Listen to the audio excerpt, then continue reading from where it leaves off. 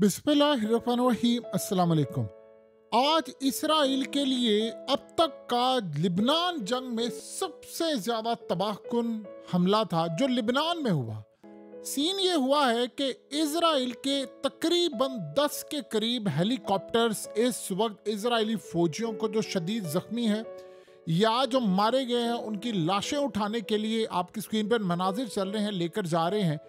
इस वक्त तकरीबन 3 अस्पतालों में 50 से जायद इजरायली फौजी लाए जा चुके हैं। एक रंबम हॉस्पिटल हाइफा के अंदर है, फिर उसके अलावा बेनेल्सन हॉस्पिटल है, और इसी तरह इन्होंने तिल हाशमोर दीगर साइड पर लेकर गए हैं। यानी तिल अवीव से लेकर हाइफा तक अस्पतालों में इमरजेंसी नाफिज हुई है।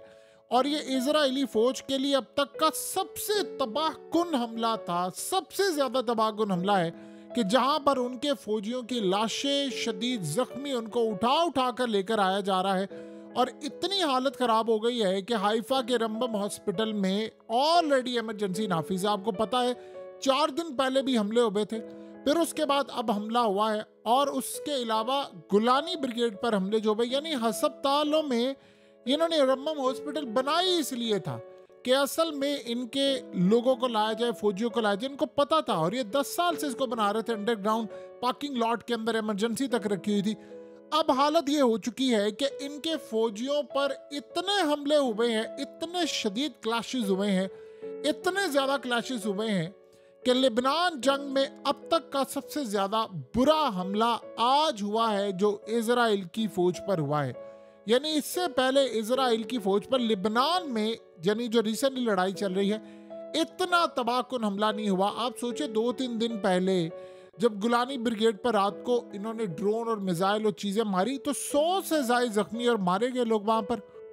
और एक बात याद रखिएगा, जब आम रूटीन के अंदर आपके फौजी जख्मी आम रूटीन में ज्यादा नहीं होते तो आप इस तरह हेलीकॉप्टर्स नहीं लाते। आप अंदाजा करें, अगर 10 हेलीकॉप्टर्स आए हैं तो आप उसका अंदाजा लगा सकते हैं कि कितनी लाशें होंगी और कितने जख्मी होंगे। यानी आम रूटीन में अगर आप समझ लें कि 5 का भी अंदाजा लगा ले किसी एक हेलीकॉप्टर के अंदर, जो कि अमूमन इनके पास 12 से 17 की गुंजाइश होती है, लेकिन अगर 5 का भी आप अंदाजा लगा ले तो आप इमेजिन कर ले 50 के करीब इनके इस यानी चक्कर जो लग चुके हैं, उसमें 50 के करीब इनके फौजियों को लाया गया है। और ये वो सारे के सारे ट्रेंड फौजी हैं, ये वो सारे के सारे कमांडोज हैं जिनको ट्रेंड इसी दिन के लिए किया गया था कि तुमने हिजबुल्लाह के साथ लड़ाई लड़नी है, और वो लड़ाई नहीं अब जीत पा रहे। इसीलिए आपको पता है कि आज जो मामला सामने आए, इगोज यूनिट ने ऑलरेडी इनको कहा था कि भाई आपने हमें लिबनान के अंदर लड़ने के लिए भेजा है, वहां पर हमें डिवाइसेस, वहां पर बारूदी डिवाइसेस, हमें मारा जा रहा है, कोई स्ट्रेटजी नहीं है, कोई फॉर्मूला नहीं है। क्योंकि फौजियों को सारे का सारा जो ऑपरेशन करना पड़ता है वो इंटेलिजेंस मालूमात की बिना पर करना पड़ता है। अगर आपकी इंटेलिजेंस मालूमात वीक है तो आप ये ऑपरेशन नहीं कर सकते। और देखिए दूसरी बात ये है कि आप खौफ का अंदाजा लगा सकते हैं क्या है।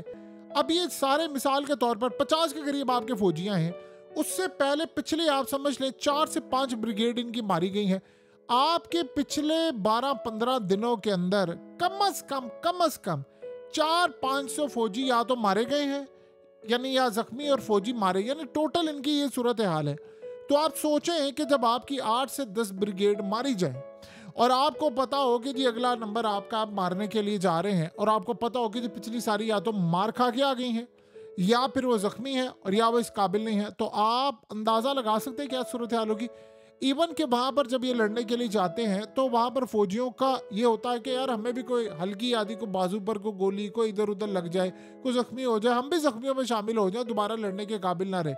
यानी कुछ जख्मी ऐसे होते हैं जो उस हमले का शिकार हो जाते हैं, क्योंकि आपको पता है कि जब ऐसी सूरत हाल होती है तो आपका बचना नामुमकिन है। अब आप उस फौजी की हालत देखिए जो लड़ने के लिए जा रहा है और जंगलों में जा रहा है, उसको पता है यार मैंने बचकर नहीं आना, वो घर वालों से आखिरी दफा बात कर रहा है। तो इगोज यूनिट ने आज जो एहतजाज किया और उन्होंने कहा कि लीडरशिप को बदल दिया। असल में हुआ ये है कि पीछे काफी इनके लोग मारे गए हैं, जो ब्रिगेड जा रही हो मारी जा रही है। वो कह रहे हैं स्ट्रेटजी क्या, अचानक से इनका कमांडर बदल दिया कि भाई आपकी अंडर जो काम नहीं हो रहा, जो हम रिजल्ट चाह रहे थे वो लिबनान से नहीं आ पाया। अब मामला यहां तक नहीं हुआ, मामला ये हुआ है कि उसके अलावा हिजबुल्लाह ने आज अल नस्र मिसाइल भी मारा है, और वो इजराइल में जाकर लगे। यानी आप सोचें कि इतने तबाहकुन हालत हो चुकी है कि हाइफा, तिल अवीव, ये वो, यानी हर जगह सायरन बज रहे हैं।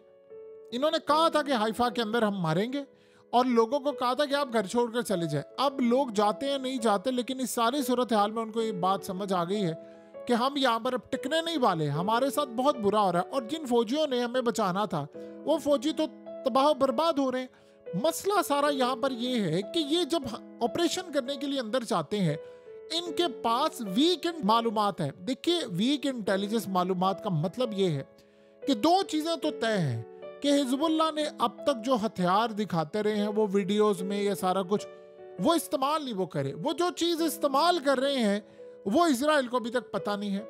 देखिए, क्या किसी ने सोचा था कि पत्थरों के अंदर आपने कैमरे फिट किए हैं, बारूदी डिवाइस लगाई हैं, आपने मिट्टी के अंदर रखा हुआ है, आपने दरख्तों में ऐसी चीजें लगाई हुई हैं, ये जाते हैं वो फट जाती हैं चीजें। अब ये ट्रैप में इतनी बुरी तरह फंसे हैं कि कोई दिन ऐसा नहीं गुजरता जब इजराइल के फौजी, अभी तक आप बता दें कि कितने इजराइल ने इलाके फतह किए हैं। गजा में जब ऑपरेशन हुआ था तो सिंपल सी बात ही, ऊपर से बमबारी की, फौजी चले गए आगे, लड़ाई हुई थी, तबाही उनकी हुई थी। ये तो अंदर जा ही नहीं पाते, ये जाते हैं वहां से, इनके जितने भी हेलीकॉप्टर से इनको कहा जाता है कि भाई आप इनकी लाशें उठाएं और आप इनको लेकर जाएं। असल में होता ये है कि इस सारी सूरत हाल में बहुत तबाहकुन, उन्होंने काम ये करना होता है कि वो कोशिश ये करते हैं कि इजराइल के फौजियों को पकड़े। अब ये जब अंदर गए हैं तो वहां पर ट्रैप बिछा हुआ था, वो ट्रैप में जब मारे जाते हैं तो उसके बाद बाकी जो फौजी होती है, इनकी कोशिश होती है हम फिर यहाँ से निकले, क्योंकि जरूरी नहीं होता कि आप बिल्कुल जीरो डिस्टेंस पर जाकर हमला करें। जैसे आपने हमास के लोगों को देखा होता है, जरूरी नहीं होता आप जीरो, आपका काम ये होता है कि जो ब्रिगेड एंटर हुई आप उसको मारते हैं। अब इनके टैंक्स के ऊपर मिसाइल मारे गए हैं, वो टैंक्स ऐसे बिल्कुल फटे हैं और चिथड़े उड़ जाते हैं हवा के अंदर, टैंक्स के टुकड़े टुकड़े हो रहे हैं। आधा टैंक के अंदर जितने लोग बैठे वो भी फारिग हो गए, मरकावा टैंक्स, बुलडोजर। और इस सूरत हाल में आज इजराइल ने जो बैरूत में तबाहकुन हमला किया है, आप सोचे पूरे के पूरे इलाके को, सिविलियन को इन्होंने उड़ा दिया। ये असल में करते क्या है कि जब इस तरह की तबाही होती है, इनको पीछे इन्फॉर्म कर दिया जाता है कि जी आपके फौजी मारे गए हैं, हेलीकॉप्टर जा रहे हैं। अब आप ये तो नहीं कर सकते कि सारी दुनिया को आप रोक लें, लेकिन जो फिर सूरत हाल होती है वो उस खबर को दबाने के लिए करते क्या है कि जी वहां पर जाकर हमला कर देते हैं। और खबर ये बनती है कि इजराइल ने आज 40 बंदे मार दिया, आज 30 मार दिया, फलाना कर दिया। वो इस बर्बरियत में जाते हैं और हालत ये है कि लिबनान में इनकी फौज किसी तरह लड़ नहीं सकी। देखिए, लिबनान गजा नहीं है, लिबनान को पूरी पीछे सपोर्ट हासिल है, पूरी तरह उनके साथ फौजियां। अब ये नहीं पता कि उनके साथ यमनी भी लड़ रहे हैं, ये भी एक बड़ी अजीबोगरीब सूरत हाल है। किसी ने अलाउ नहीं किया कि भाई ये लड़ेंगे, या किसी ने ऐलान नहीं किया, ये सारी चीज़ें बाद की बात होती हैं। यमन के बारे में ख्याल ये किया जाता है कि हिजबुल्लाह अकेली नहीं लड़ी, इनके साथ यमन के फाइटर्स भी लड़े हैं। और हो क्या रहा है, हो बड़ा अजीबोगरीब रहा है कि हसन नसरुल्लाह की कुछ ऑडियोस थी, कुछ रिकॉर्डिंग्स थी, और वो करते क्या है हिजबुल्लाह के लोग, वो उनको फक्तन फवक्तन यानी रिलीज करते रहते हैं। और अब उन्होंने रिलीज किया और फौजियों को पैगाम दिया है कि मैं अगर जिंदा ना रहा तो आपने लड़ना है, ये मिशन है वैसे। तो वो करते क्या है कि जब वो इस तरह की चीजें सुनते हैं तो वो कहते हैं कि अच्छा हमारा लीडर मारा गया, अब बदला लो। अब वो लड़ते हैं और वो कह रहे हैं कि ठीक है हम आखिरी दम तक लड़े। यानी वो जब नारे मारते हैं कि नसरुल्लाह हम हाजिर हैं, हम हाजिर हैं, तेरे नाम पर इनको मार रहे हैं कि तेरा बदला लिया जा रहा है। जब ऐसी सूरत हाल होती है, वो इंतकाम असल में एक बड़ी अजीबोगरीब बात हुई है जो इसराइल को अब शायद समझ आ रही है कि हसन नसरुल्लाह को मारकर उनको लग रहा है कि उन्होंने गलती की है। देखिए, वो 32 साल से तलाश कर रहे थे, लेकिन इस मौके पर वो समझ रहे हैं कि मारकर गलती की है, क्योंकि अब ये सारे खुलकर खेल रहे हैं। उन सब के अंदर एक चीज आ गई है कि वो कहते हैं कि यार ठीक है, मर जाते हैं, हम भाड़ में जाए, हम जो भी सूरत हाल होगी देखी जाएगी, अब लड़ाई करेंगे, मैदान में उतरेंगे, मारेंगे उनको, जो जिंदा बचा ठीक है, जो नहीं बचा तो ना सी। तो वो बिल्कुल खौफ को खत्म करके लड़ाई कर रहे हैं। अब जो इजराइल के फौजी आ रहे हैं वो खौफ में आ रहे हैं, इनके खौफ खत्म है, वो लड़े हैं। तो ये सूरत हाल काफी हद तक खतरनाक है। देखिए, रंबम हॉस्पिटल के अंदर हो या दीगर हॉस्पिटल्स हो, वहां पर सूरत हाल इजराइल के लिए बड़ी तबाहकुन है और इमरजेंसी नाफिज है, मीडिया को दूर रखा हुआ है, किसी सूरत मीडिया को कवरेज करने की इजाजत नहीं है। और एक बात तय है कि ये जंग इसराइल को बड़ी भारी पड़ रही है, बहुत ज्यादा भारी पड़ी है, लिबनान की खास तौर पर। अगर कोई ये समझ रहा है कि खाली आप ये जाएंगे और बैरूत की बिल्डिंग्स तबाह करेंगे, फलाना करेंगे, आप ये जंग जीत लेंगे, ये होने नहीं वाला। क्योंकि अब गालिबन जो टाइम आ गया है, वो हिजबुल्लाह जैसे गुलानी ब्रिगेड पर हमला किया, वो शायद मिसाइल और वो रॉकेट्स इस्तेमाल करने जा रहे हैं, जो इंडिकेट कर रहा है कि वो उन्होंने जो संभाल कर रखे हुए थे कि पता नहीं अब उसके बाद ये ना हो कि इजराइल के हाथ ही ना लग जाए, तो हम इनको इस्तेमाल करें। तो वो मिसाइल, रॉकेट्स, ये वो, आज इजराइल की रिपोर्ट में बताया गया है कि छोटे बड़े 28,000 के करीब हम पर रॉकेट मारे गए हैं। और अभी हिजबुल्लाह के पास गालिबन तकरीबन 4.5 लाख से ज़ायद रॉकेट्स और मिसाइल हैं, और न जाने सप्लाई कितनी होगी ये अभी तक किसी को नहीं पता, जो आने वाली है।